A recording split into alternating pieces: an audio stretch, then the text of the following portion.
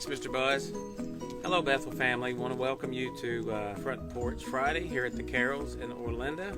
We're actually on the back of the house because we're a little close to the road on the front, so we've got some noise. I want to read to you Romans 8:28, and I'm going to read it first from the Holman Christian Bible, and then I'm going to read it from the Passion. It says, "For we know that all things work together for the good of those who love God, those who are called according to His purpose.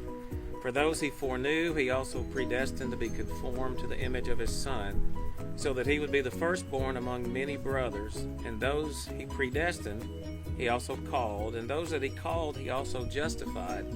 And those that He justified, He also glorified."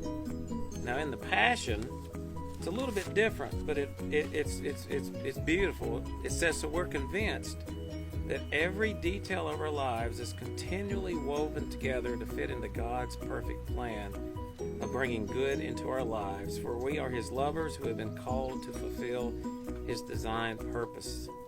For He knew all about us before we were born, and He destined us from the beginning to share the likeness of His Son. Having determined our destiny ahead of time, He called us to Himself and transferred His perfect righteousness to everyone that He called."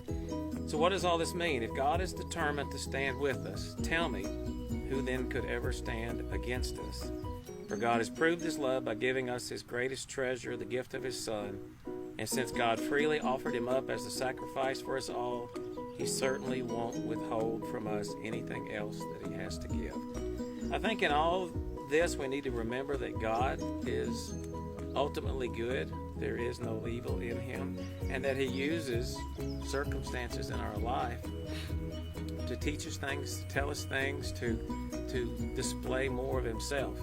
And if it were all the good stuff with no trials, how would we ever be able to relate to God's grace and His mercy?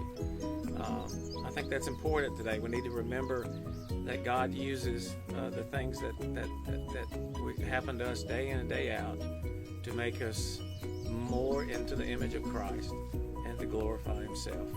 So with that in mind, I'm going to pass this to the Stinsons for next week. I want to warn you, if I see any of you out, I'm probably going to give you a hug.